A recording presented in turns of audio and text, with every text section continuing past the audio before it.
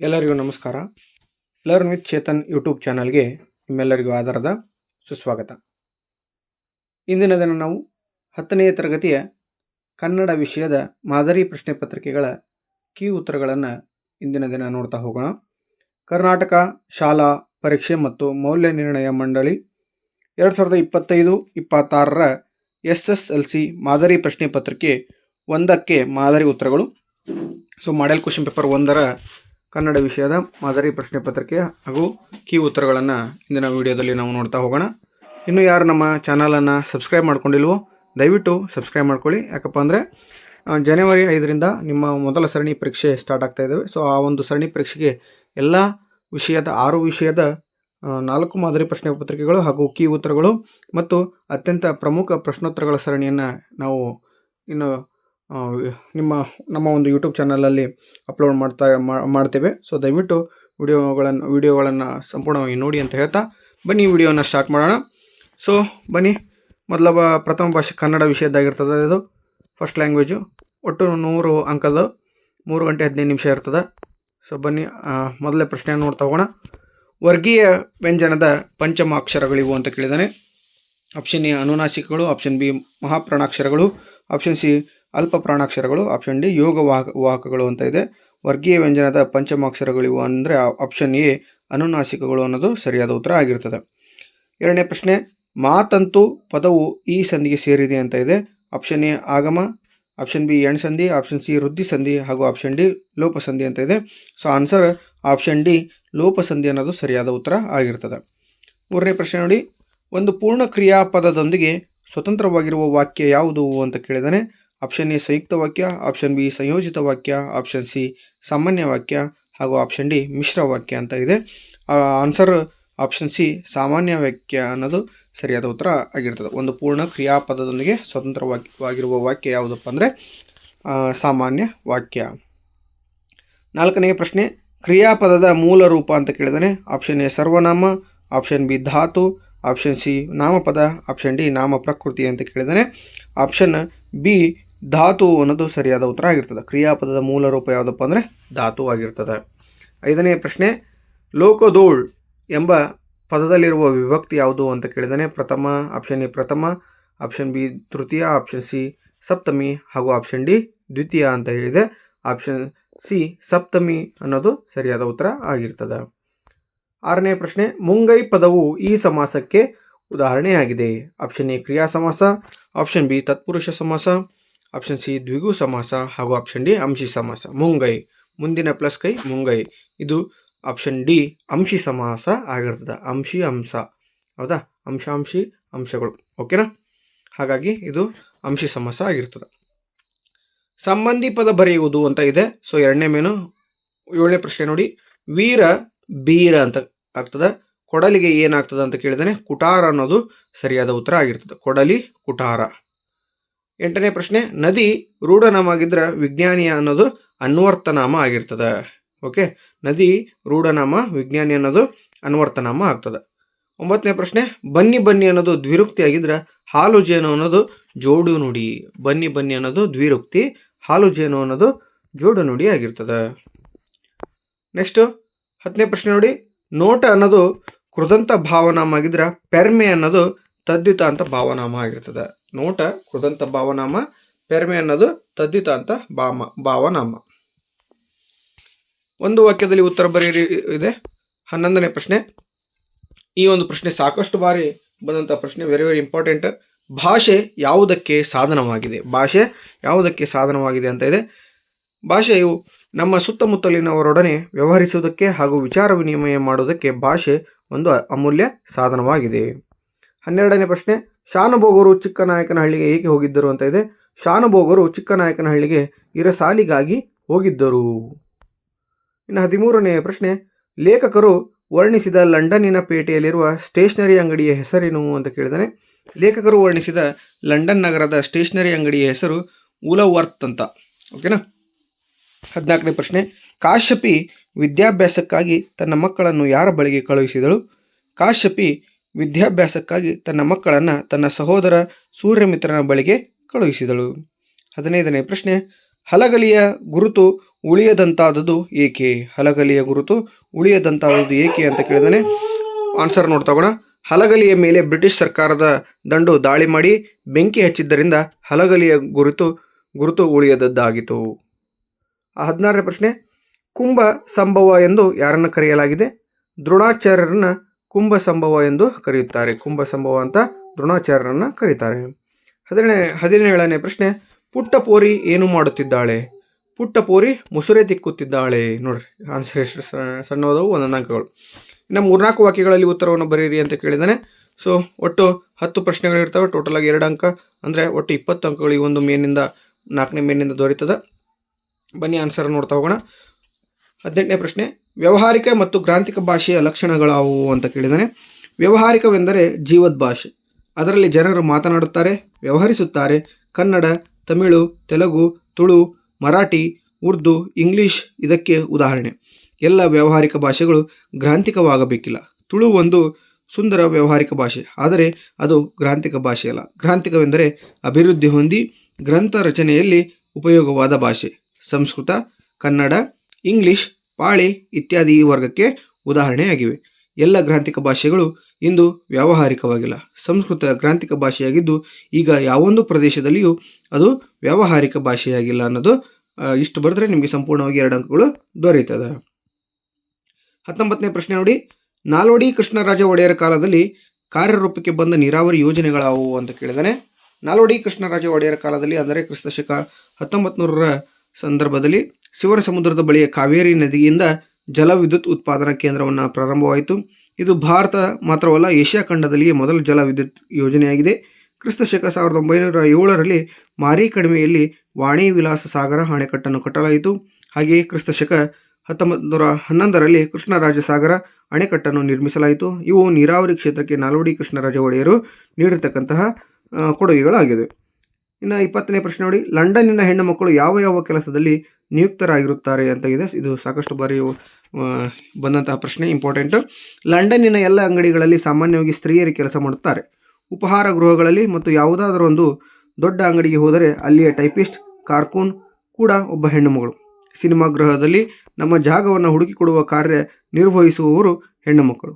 ಕಾಲೇಜಿನಲ್ಲಿ ಸಹ ವಿದ್ಯಾರ್ಥಿನಿಯರ ಅನುಕೂಲಕ್ಕಾಗಿ ಸಿಪಾಯಿಣಿಯರನ್ನು ಇಟ್ಟಿದ್ದಾರೆ. 21ನೇ ಪ್ರಶ್ನೆ ನೋಡಿ, ಸೂರ್ಯಮಿತ್ರನು ಮಾವನೆಂದು ತಿಳಿದಾಗ ವಾಯುಭೂತಿಯ ಪ್ರತಿಕ್ರಿಯೆ ಹೇಗಿತ್ತು ಅಂತ ಇದೆ. ಕಿರಿಯವನಾದ ವಾಯುಭೂತಿ ತನ್ನ ಸೋದರ ಮಾವ ಸೂರ್ಯಮಿತ್ರನು ತಮಗೆ ಮಾಡಿದ್ದೆಲ್ಲವೂ ಅನ್ಯಾಯವೆಂದು ಬಗೆದನು. ನಾವು ಭಿಕ್ಷೆ ಎತ್ತಿಕೊಂಡು ಬಂದ ಕೂಳಿಗೆ ತುಸು ಎಣ್ಣೆಯನ್ನಾಗಲಿ ತುಸು ಮಜ್ಜಿಗೆಯನ್ನಾಗಲಿ ನಮ್ಮ ಮಾವ ಕೊಡಿಸಲಿಲ್ಲ. ಕೆರೆಗೆ ನಾವು ಮೀಯಲು ಹೋದಾಗಲೂ ಇವನು ಎಣ್ಣೆಯ ವಾಸನೆಯನ್ನು ನೋಡಿಸಲಿಲ್ಲ. ಆಗಾಗ ನೆಂಟರಿಷ್ಟವನ್ನು ಕರೆಸಿ ನಮ್ಮ ಕಣ್ಣೆದುರು ದಿವ್ಯಾಹಾರವನ್ನು ಇವನು ಉಣ್ಣುತ್ತಿದ್ದನು. ಅಳುಗಳಿಗೂ ಔತಣದ ಊಟವಾಗುತ್ತಿದ್ದು. ಯಾವ ಹಬ್ಬದಲ್ಲೂ ನಮಗೆ ಒಳ್ಳೆಯ ಊಟ ಬಡಿಸಲಿಲ್ಲ. ಇವನು ಪಂಚಮಹಾಪಾತಕನೇ ಸರಿ. 7-8 ವರ್ಷ ನಮ್ಮನ್ನು ಶತ್ರುಗಳಂತೆ ನಡೆಸಿಕೊಂಡನಲ್ಲ ಎಂದು ವಾಯುಭೂತಿಯು ತನ್ನ ಮನಸ್ಸಿನಲ್ಲಿ ಸೂರ್ಯಮಿತ್ರನ ಬಗೆಗೆ ಕ್ರೋಧವನ್ನು ತುಂಬಿಕೊಂಡನು. 22ನೇ ಪ್ರಶ್ನೆ, ಹೊಸಗಾಲದ ಹಸುಮಕ್ಕಳನ್ನು ಹಕ್ಕಿ ಹೇಗೆ ಹರಿಸಿದೆ? ಹಕ್ಕಿ ಹಾರುತ್ತಿದೆ ನೋಡಿದರ ಪಾಠದ್ದು. ಕಾಲವು ಯುಗ ಯುಗಗಳ ಹಣೆಬರಹವನ್ನು ಅಳಿಸಿ ಹಾಕಿ ಹೊಸ ಹಣೆಬರಹವನ್ನು ಬರೆದು ಎಲ್ಲರಿಗೂ ಬದಲಾವಣೆಯಾಗುವ ಒಳ್ಳೆಯ ಭಾಗ್ಯವನ್ನು ತೆರೆದುಕೊಟ್ಟಿದೆ. ಹಾಗೆಯೇ ರೆಕ್ಕೆಯನ್ನು ಬೀಸುತ್ತಾ ಮೇಲಕ್ಕೆ ಹಾರುತ್ತಾ ಈ ಹೊಸಗಾಲದ ಹಸು ಮಕ್ಕಳಿಗೆ ಹೊಸ ಚೇತನವನ್ನು ನೀಡುತ್ತಾ ಉತ್ತಮ ಭವಿಷ್ಯಕ್ಕಾಗಿ ಹರಸಿದೆ ಅಂತ ಬರೆದ್ರೆ ನಿಮಗೆ 2 ಅಂಕಗಳು ಸಂಪೂರ್ಣವಾಗಿ ದೊರೆಯುತ್ತದೆ. ಇನ್ನು 23ನೇ ಪ್ರಶ್ನೆ ನೋಡಿ, ಹಲಗಲಿಗೆ ದಂಡು ಬರಲು ಕಾರಣವೇನು? ಹಲಗಲಿಯ ಬೇಡರಾದ ಪೂಜಾರಿ ಹನುಮ, ಬ್ಯಾಡರ್ ಬಾಲ, ರಾಮ, ಜಡಗ ಇವರುಗಳು ಬ್ರಿಟಿಷ್ ಸರ್ಕಾರ ಹೊರಡಿಸಿದ್ದ ನಿಶಸ್ತ್ರೀಕರಣದ ಆದೇಶವನ್ನು ವಿರೋಧಿಸಿ ತಮ್ಮಲ್ಲಿರುವ ಆಯುಧಗಳನ್ನು ಕೊಡಲು ಒಪ್ಪದೆ ದಂಗೆ ಎದ್ದರು. ಈ ದಂಗೆಯನ್ನು ಹತ್ತಿಕ್ಕಲು ಬಂದ ಕಾರ್ಕೂನ್ನ ಕಪಾಳಕ್ಕೆ ಹೊಡೆದು ಸಿಪಾಯಿಗಳನ್ನು ಹೊಡೆದುರುಳಿಸಿದರು. ಇದರಿಂದ ಕೋಪಗೊಂಡ ಕುಂಪಣಿ ಸರ್ಕಾರದ ಅಧಿಕಾರಿಗಳು ಹಲಗಲಿಯ ಬೇಡರ ದಂಗೆಯನ್ನು ಬಗ್ಗು ಬಡಿಯಲು ದಂಡನ್ನು ಕರೆಸಿದರು. 24ನೇ ಪ್ರಶ್ನೆ ನೋಡಿ, ಭಗತ್ ಸಿಂಗ್ನ ತಾಯಿಯ ಕಣ್ಣುಗಳಿಂದ ನೀರು ಧಾರಾಕಾರವಾಗಿ ಹರಿಯಲು ಕಾರಣವೇನು? ಎಲ್ಲ ಮಕ್ಕಳು ಸಂಜೆ ಶಾಲೆಯಿಂದ ಬಂದಿದ್ದರು. ಆದರೆ 12 ವರ್ಷದ ಬಾಲಕ ಭಗತ್ ಸಿಂಗ್ ಮಾತ್ರ ಮನೆಗೆ ಬಂದಿರಲಿಲ್ಲ. ಅವನ ತಂದೆ ತಾಯಿಯರಿಗೆ ಕುಟುಂಬದ ಇತರ ಸದಸ್ಯರಿಗೆ ಬಹಳ ಆತಂಕವಾಯಿತು. ಸಂಜೆ ತಡವಾಗಿ ಮನೆಗೆ ಬಂದ ಭಗತ್ ಸಿಂಗನನ್ನು ಕಂಡ ಅವನ ತಂಗಿ ಸಂತೋಷದಿಂದ ವೀರಾಜಿ ಬಂದ ಎಂದು ಕೂಗಿಕೊಂಡಳು. ಕತ್ತಲಾದರೂ ಮಗ ಮನೆಗೆ ಬಾರದೇ ಇದ್ದುದರಿಂದ ಆತಂಕಗೊಂಡಿದ್ದ ಆತನ ತಾಯಿಗೆ ಮಗನನ್ನು ಕಂಡು ಸಂತೋಷವಾಯಿತು. ಓಡಿ ಬಂದು ಮಗನನ್ನು ಅಪ್ಪಿದಳು. ಆಕೆಯ ಕಣ್ಣುಗಳಿಂದ ನೀರು ಧಾರಾಕಾರವಾಗಿ ಸುರಿಯಿತು. 25ನೇ ಪ್ರಶ್ನೆ, ವಿವೇಕಾನಂದರ ದೃಷ್ಟಿಯಲ್ಲಿ ದೇಶದ ಪ್ರಗತಿ ಹೇಗೆ ಸ್ಥಿರವಾಗುವುದು? ವಿವೇಕಾನಂದರ ದೃಷ್ಟಿಯಲ್ಲಿ ದೇಶದ ಪ್ರಗತಿ ಸ್ಥಿರವಾಗಬೇಕಾದರೆ ದೇಶದ ಭಾಷೆಯಲ್ಲಿ ಜನರಿಗೆ ಭಾವನೆಗಳನ್ನು ನೀಡಿದರೆ ಅವರು ವಿಷಯ ಗ್ರಹಣ ಮಾಡಿಕೊಳ್ಳುವರು. ಆದರೆ ಅವರಿಗೆ ಮತ್ತೊಂದು ಅವಶ್ಯಕತೆ ಇದೆ, ಅದು ಸಂಸ್ಕೃತಿ. ನಾವು ಅವರಿಗೆ ಈ ಸಂಸ್ಕೃತಿಯನ್ನು ಕೊಡುವ ತನಕ ಅವರ ಪ್ರಗತಿ ಸ್ಥಿರವಾಗಲಾರದು. ಅಂದರೆ ಸಂಸ್ಕೃತಿ ಮಾತ್ರ ಆಘಾತವನ್ನು ಸಹಿಸಬಲ್ಲದು ಅಂತ ವಿವೇಕಾನಂದರು ಹೇಳ್ತಾರೆ. ಇದು ಅಷ್ಟೇ ಅಲ್ಲ, ಕೇವಲ ಜ್ಞಾನ ರಾಶಿಗೆ ಅದನ್ನು ಎದುರಿಸುವ ಶಕ್ತಿ ಇಲ್ಲ.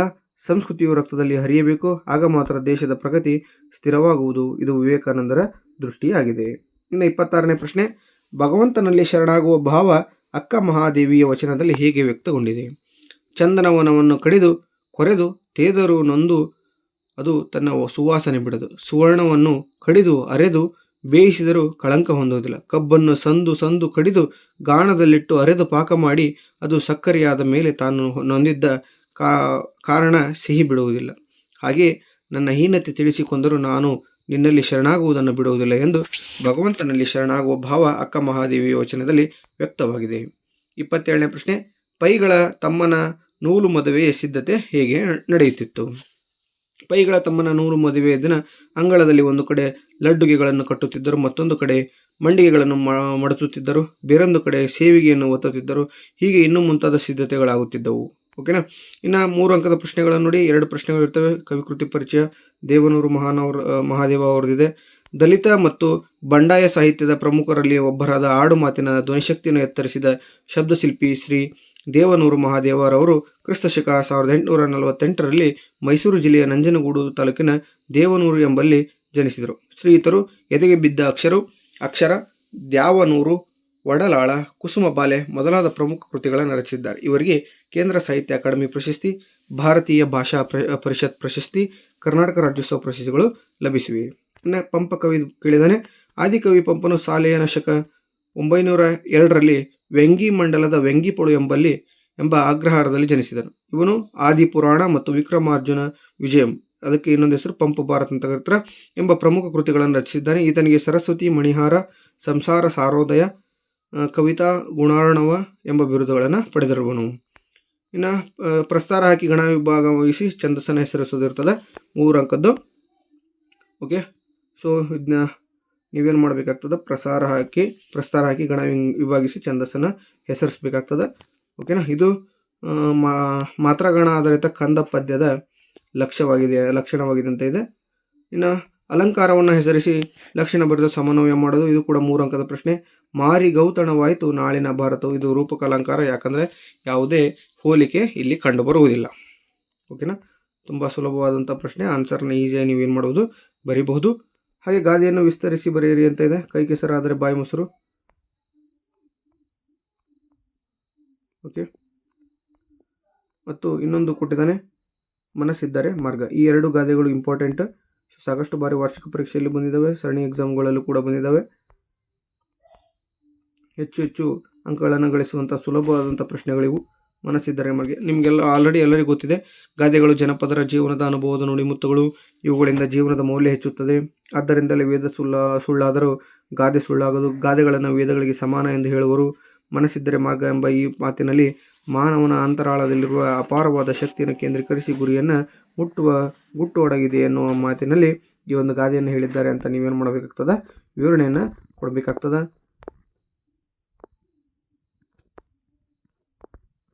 ಇನ್ನು ಸಂದರ್ಭದೊಂದಿಗೆ ಸ್ವಾರಸ್ಯ ಬರೆಯೋದಿದೆ. 33ನೇ ಪ್ರಶ್ನೆ ನೋಡಿ, ಮಡಿಯಬೇಕಾದರೆ ಮಾಡಿಯೇ ಮಡಿಯುತ್ತೇನೆ ಅನ್ನೋದಿದೆ. ಸೊ ಈ ಒಂದು ಪ್ರಸ್ತುತ ವಾಕ್ಯವನ್ನು AN ಮೂರ್ತಿರಾವ್ ಅವರು ಬರೆದಂತಹ ಸಮಗ್ರ ಲಲಿತ ಪ್ರಬಂಧಗಳು ಎಂಬ ಕೃತಿಯಿಂದ ಇದೆ. ವ್ಯಾಘ್ರಗೀತೆ ಗದ್ಯಪಾಠದಿಂದ ಆರಿಸಿಕೊಳ್ಳಲಾಗಿದೆ ಅಂತ ಬರೀಬೇಕು. ಸಂದರ್ಭ ಇದೆ, ಹಾಗೆ ಸ್ವಾರಸ್ಯವನ್ನು ಕೂಡ ನೀವು ಬರೆದ್ರೆ ನಿಮಗೆ ಸಂಪೂರ್ಣವಾಗಿ 3 ಅಂಕಗಳನ್ನು ದೊರೀತಾವೆ. ನೀವು ಕೇವಲ ಆಯ್ಕೆಯನ್ನು ಬರೆದ್ರೆ ಸಾಕು, 1 ಅಂಕ ನಿಮಗೆ ಕೊಡ್ತಾರೆ. ಓಕೆ, ನಿಮ್ಗೆ ಏನು ವಿವರಣೆ ಗೊತ್ತಿಲ್ಲಪ್ಪ ಅಂದರೂ ಕೂಡ ಆಯ್ಕೆ ಯಾವ ಪಾಠದಿಂದ ಯಾವ ಒಂದು ಕವನ ಸಂಕಲನದಿಂದ ಕೊಂಡಿದ್ದಾರೆ ಅಂತ ಬರೆದ್ರೆ ನಿಮಗೆ 1 ಅಂಕಗಳನ್ನು ಕೊಡ್ತಾರೆ. ಓಕೆನಾ. 34ನೇ ಪ್ರಶ್ನೆ ನೋಡಿ, ತಾವು ಕಡಿಮೆ ಮಾತನಾಡಿದ್ದೀರಿ, ಹೆಚ್ಚು ಕೆಲಸ ಮಾಡಿದ್ದೀರಿ ಅನ್ನೋದಿದೆ. ಪ್ರಸ್ತುತ ವಾಕ್ಯವನ್ನು DS ಜಯಪ್ಪಗೌಡ ಅವರು ಬರೆದ ದಿವಾನ್ ಸರ್ ಎಂ ವಿಶ್ವೇಶ್ವರಯ್ಯನವರ ಕಾರ್ಯ ಸಾಧನೆಗಳು ಕೃತಿಯಿಂದ ಇದೆ. ಭಾಗ್ಯಶಿಲ್ಪಿಗಳು ಎಂಬ ಗದ್ಯಪಾಠದಿಂದ ಆರಿಸಿಕೊಳ್ಳಲಾಗಿದೆ. ಸೊ ಸಂದರ್ಭ ಇದೆ, ನೀಟಾಗಿ ನೀವು ಓದ್ಕೊಂಡು ಬರೀಬೇಕಾಗ್ತದೆ. ಹೌದಾ. ಇನ್ನು ಸ್ವಾರಸ್ಯನೂ ಕೂಡ ಬರೀಬೇಕು. 3 ಅಂಕಗಳನ್ನು ನೀವು ಈ ಒಂದು ಮೇನಿಂದ ಸುಲಭವಾಗಿ ಪಡಿಬೋದು. 35ನೇ ಪ್ರಶ್ನೆಯೂ ಇದೆ ನೋಡಿ. ಯುದ್ಧಕ್ಕೆ ಹೋದ ತನ್ನ ಮಗನ ಕಣ್ಣುಗಳಂತೆಯೇ ಇವೆಯಲ್ಲ ಅಂತ ಇದೆ. ಸೊ ಈ ಒಂದು ವಾಕ್ಯವನ್ನು ನಾವು ಸಾರಾ ಅಬೂಬಕರ್ ಅವರು ಬರೆದ ಚಪ್ಪಲಿಗಳು ಕೃತಿಯಿಂದ ಆಯ್ದ ಯುದ್ಧ ಎಂಬ ಗದ್ಯಪಾಠದಿಂದ ಆರಿಸಿಕೊಳ್ಳಲಾಗ್ತದೆ. ಸೊ ಇಷ್ಟು ಬರೆದ್ರೆ ನೀವು 1 ಅಂಕ ಫಿಕ್ಸ್ ಸಿಗ್ತದೆ. ಇನ್ನು ಸಂದರ್ಭವನ್ನು ಬರೀಬೇಕು, ಅದಕ್ಕೊಂದು ಅಂಕ, ಮತ್ತು ಸ್ವಾರಸ್ಯವನ್ನು ಬರೆದ್ರೆ ಅದಕ್ಕೊಂದು ಅಂಕ. ಟೋಟಲ್ ಆಗಿ ನಿಮಗೆ 3 ಅಂಕಗಳು ಸಲೀಸಾಗಿ ಸಿಗ್ತಾವೆ. ಓಕೆನಾ. ಇನ್ನು 36ನೇ ಪ್ರಶ್ನೆ ನೋಡಿ. ತೇಲಿಸಿ ಮುಳುಗಿಸಿ ಕಂಡ ಖಂಡಗಳ ಅಂತ ಇದೆ. ಈ ಒಂದು ಪ್ರಸ್ತುತ ಸಾಲನ್ನು ದ ರಾ ಬೇಂದ್ರೆ ಅವರು ಬರೆದ ಗರಿ ಎಂಬ ಕವನ ಸಂಕಲನದಿಂದ ಆಯ್ದ ಹಕ್ಕಿ ಹಾರುತ್ತಿದೆ ನೋಡಿದಿರ ಎಂಬ ಪದ್ಯಪಾಠದಿಂದ ಆರಿಸಿಕೊಳ್ಳಲಾಗಿರ್ತದೆ. ಸಂದರ್ಭ ಇದೆ, ಹಾಗೆ ಸಂದರ್ಭಕ್ಕೆ ತಕ್ಕಂತೆ ಸ್ವಾರಸ್ಯವನ್ನು ಕೂಡ ನೀವು ಬರೆದಿದ್ದೆ ಆದಲ್ಲಿ ಸಂಪೂರ್ಣ ಅಂಕಗಳು ನಿಮಗೆ 3 ಅಂಕಗಳು ದೊರೀತವೆ. ಓಕೆ. ಇನ್ನು ಮುಂದಿನ ಪ್ರಶ್ನೆ ನೋಡಿ. ದಿನ ಪಸುತನಂ ಕೊಲಿಸಿದ ನೆಲ ನೋಡನೆ ಮತ್ತೆ ಪುದುವಾಳದ ಪೆನೆ ಅಂತ ಇದೆ. ಈ ಒಂದು ಪ್ರಸ್ತುತ ಸಾಲನ್ನು ರನ್ನನ್ನು ಬರೆದ ಸಾಹಸ ಭೀಮ ವಿಜಯಂ ಕೃತಿಯಿಂದ ಆಯ್ದ ಚಲಮನೆಯ ಮೆರವಂ ಎಂಬ ಪದ್ಯಪಾಠದಿಂದ ಆರಿಸಿಕೊಳ್ಳಲಾಗ್ತದೆ. ಸೊ ಇದನ್ನ ಯಾರು ಹೇಳಿದರು ಅನ್ನೋದನ್ನು ನೀವು ಏನು ಮಾಡಬೇಕಾಗ್ತದೆ, ಬರೀಬೇಕಾಗ್ತದೆ. ಓಕೆನಾ. ಸಂದರ್ಭ ಹಾಗೂ ಸ್ವಾರಸ್ಯ.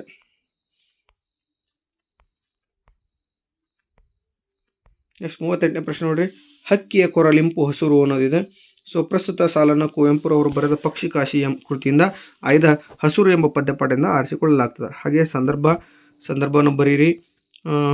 ಅಷ್ಟೇ ಅಲ್ಲದೆ ಸ್ವಾರಸ್ಯವನ್ನು ಕೂಡ ಬರೆದ್ರೆ ನಿಮಗೆ ಸಂಪೂರ್ಣವಾಗಿ 3 ಅಂಕಗಳು ದೊರೀತವೆ. ಆಯ್ಕೆ, ಸಂದರ್ಭ, ಸ್ವಾರಸ್ಯ 3 ಒಂದೊಂದು ಅಂಕಗಳು. ಟೋಟಲ್ ಆಗಿ 3 ಅಂಕ ಈಸಿಯಾಗಿ ನೀವು ಪಡಿಬೋದು. ನೋಡ್ರಿ, ಪದ್ಯ ಭಾಗ ಪೂರ್ಣ ಮಾಡುವುದಿದೆ. ಪ್ರತಿ ಸಾಲಿಗೆ 1 ಅಂಕಗಳು. ಕಲುಷಿತವಾದಿಯಿಂದ ಹಿಡಿದು ಮುಟ್ಟೋಣ ಅನ್ನೋದೊಂದು. ಇನ್ನೊಂದು ಅಥವಾ ಪ್ರಶ್ನೆ ಕೊಟ್ಟಿದ್ದಾನೆ, ಮತಗಳೆಲ್ಲವೂ ಅನ್ನೋದರಿಂದ ಹಿಡಿದು ಬಿತ್ತೋಣ ಅನ್ನೋವರೆಗೂ 2 ಸ್ಟಾಂಜ ಕೊಟ್ಟಿದ್ದಾನೆ. 2 ಪದ್ಯ ಈಸಿಯಾಗಿ ಬರೀಬೇಕಾಗ್ತದೆ. 4 ಅಂಕಗಳು. ಓಕೆ. ಆನ್ಸರ್ ಇದೆ ನೋಡಿ ಇಲ್ಲಿ. ಕಲುಷಿತವಾದಿ ನದಿ ಜಲಗಳಿಗೆ ಮುಂಗಾರಿನ ಮಳೆಯಾಗೋಣ, ಬರಡಾಗಿರುವಿರಿ ಕಾಡು ಮೇಡಗಳ ವಸಂತವಾಗತ ಮುಟ್ಟೋಣ ಅನ್ನೋದೊಂದಿದೆ. ಮತಗಳೆಲ್ಲವೂ ಪಥಗಳು ಎನ್ನುವ ಹೊಸ ಎಚ್ಚರದೊಳು ಬದುಕೋಣ, ಭಯ ಸಂಶಯದೊಳು ಕಂದಿದ ಕಣ್ಣೊಳು ನಾಳಿನ ಕನಸನ್ನು ಬಿತ್ತೋಣ. ಇಷ್ಟು ಬರೆದ್ರೆ ನಿಮಗೆ 4 ಅಂಕಗಳು. ಅತ್ಯಂತ ಸುಲಭವಾಗಿ ಹೆಚ್ಚು ಅಂಕಗಳನ್ನು ಗಳಿಸ್ತಕ್ಕಂಥ ಮೇನುಗಳಾಗಿರ್ತವೆ. ಇನ್ನು ನೋಡಿ, ಪದ್ಯ ಭಾಗವನ್ನು ಓದಿ ಅರ್ಥ ಮಾಡಿಕೊಂಡು ಅಡಕವಾಗಿರುವ ಮೌಲ್ಯವನ್ನು ಆಧರಿಸಿ ಸಾರಾಂಶ ಬರೆಯೋದಿದೆ. ಓಕೆ. ಸಾರಾಂಶಕ್ಕೆ ತಕ್ಕಂತೆ, ಆ ಪದ್ಯದ ತಕ್ಕಂತೆ ಸಾರಾಂಶವನ್ನು ಬರೀಬೇಕು. ಯಾವ ಪಾಠದ ಒಂದು ಲೈನು, ಹೌದಾ, ಆಯ್ಕೆ ಬರೀಬೇಕಾಗ್ತದೆ. ಅದರ ನಂತರ ನೀವು ಎಕ್ಸ್ಪ್ಲನೇಷನನ್ನು ಮಾಡಬೇಕಾಗ್ತದೆ. 8 ವಾಕ್ಯಗಳಲ್ಲಿ ಇರ್ತಕ್ಕಂಥ ಪ್ರಶ್ನೆಗಳು. 40ನೇ ಪ್ರಶ್ನೆ ನೋಡಿ. ನಂಬಿ ಕೆಟ್ಟವರಿಲ್ಲ ಎಂಬ ಮಾತು ಶಬರಿಯ ಪಾಲಿಗೆ ಹೇಗೆ ನಿಜವಾಗಿದೆ ಅನ್ನೋದು ಒಂದು ಪ್ರಶ್ನೆ ಇದೆ. ಅಥವಾ ಪ್ರಶ್ನೆಯನ್ನು ಕೊಟ್ಟಿದ್ದಾನೆ, ಶಬರಿಯ ಚಿಂತೆ ಹಿಂಗಿ ಹೋದ ಸಂದರ್ಭದ ಸ್ವಾರಸ್ಯವನ್ನು ವಿವರಿಸಿ ಅಂತ ಇದೆ. 2 ಪ್ರಶ್ನೆಯಲ್ಲಿ ಯಾವುದಾದ್ರೂ ಒಂದನ್ನು ಬರೀಬಹುದು ನೀವು. 4 ಅಂಕಕ್ಕೆ ಇರ್ತದೆ ಇದು. ಇನ್ನು ನೆಕ್ಸ್ಟ್ ನೋಡಿ, ಅದೇ ರೀತಿ ಲವನು ಯಜ್ಞಾಶ್ವವನ್ನು ಕಟ್ಟಲು ಕಾರಣವೇನು ಅಂತ ಒಂದಿದೆ. ಹಾಗೆ ಲವನಲ್ಲಿದ್ದ ಕ್ಷಾತ್ರ ಗುಣ ವೀರಲವ ಪದ್ಯದಲ್ಲಿ ವ್ಯಕ್ತಗೊಂಡಿರುವುದನ್ನು ನಿಮ್ಮ ಮಾತುಗಳಲ್ಲಿ ಬರೆಯಿರಿ ಅಂತ ಕೇಳಿದ್ದಾನೆ. ಅದ ಇವೆರಡರಲ್ಲಿ ನೀವು ಕೂಡ ಯಾವುದಾದ್ರೂ ಒಂದನ್ನು ಬರೀಬಹುದು. ಓಕೆ. ಅತ್ಯಂತ ಸುಲಭವಾದಂತಹ ಪ್ರಶ್ನೆಗಳು. ಈಸಿಯಾಗಿ ನೀವು ಹೆಚ್ಚು ಅಂಕಗಳನ್ನು ಗಳಿಸಬಹುದು. 4 ಅಂಕದ ಪ್ರಶ್ನೆಗಳನ್ನು ನೀವು ಪ್ಯಾರಾ ಮಾಡಿ ಬರೆಯೋದ್ರಿಂದ ನೀಟಾಗಿ ಕಾಣಿಸ್ತದೆ. ನೀವು ಒಂದೇ ಪ್ಯಾರಾದಲ್ಲಿ ಪೂರ್ತಿ ಆನ್ಸರನ್ನು ಬರೆದ್ರೆ ಅದು ಸಮಂಜಸ ಉತ್ತರ ಅನಿಸಲ್ಲ. ನೀವು ಸರಿಯಾಗಿ ಬರೆದಿದ್ರು ಕೂಡ ಅವ್ರಿಗೆ ಚೆಕ್ ಮಾಡಲಿಕ್ಕೆ ಮನಸ್ಸು ಬರಲ್ಲ. ಸೊ ಹಾಗಾಗಿ ಸಂಪೂರ್ಣವಾಗಿ ನೀವೇನು ಮಾಡಿರಿ, ಫುಲ್ ಸ್ಟಾಪ್ ಮುಗಿದ ತಕ್ಷಣ ಒಂದೊಂದು ಸಣ್ಣ ಒಂದು ಪ್ಯಾರಾ ಮಾಡಿ ಬರೆಯೋದ್ರಿಂದ ಹೊಸದಾದಂತಹ ಏನು ಪ್ಯಾರಾ ಮಾಡಿ ಬರೆದ್ರೆ ಏನಾಗ್ತದೆ, ಅವ್ರಿಗೆ ಚೆಕ್ ಮಾಡೋರಿಗೆ ಕೂಡ ಮನಸ್ಸಿಗೆ ಚೆನ್ನಾಗಿದೆ ಪೇಪರು, ನಾವು ಹುಡುಗ ಒಳ್ಳೇದು ಬರೆದಿದ್ದಾನೆ, ನೀಟ್ನೆಸ್ ಇದೆ ಅಂತ ಏನು ಮಾಡ್ತಾರೆ, ಲಕ್ಷ್ಯ ಕೊಟ್ಟು ಇನ್ನೂ ಚೆನ್ನಾಗಿ ಪೇಪರನ್ನು ಚೆಕ್ ಮಾಡ್ತಾರೆ. ಹೆಚ್ಚು ಅಂಕಗಳನ್ನು ಕೊಡ್ತಕ್ಕಂಥ ಸಂಭವನೀಯತೆ ಇರ್ತದೆ.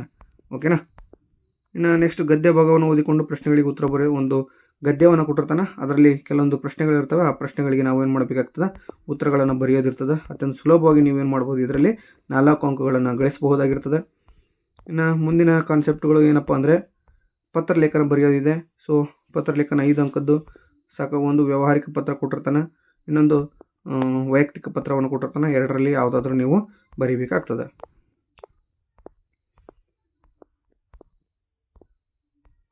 ಅದೇ ರೀತಿ ಮುಂದಿನದಾಗಿ ಏನು ಬರ್ತದಪ್ಪ ಅಂದರೆ, ಒಂದು ವೈಯಕ್ತಿಕ ಪತ್ರ ಆಗಲಿ, ನಾವು ವ್ಯಾವಹಾರಿಕ ಪತ್ರವನ್ನು ನೋಡಿದ್ವಿ, ಈಗ ವೈಯಕ್ತಿಕ ಪತ್ರ ಇದೆ.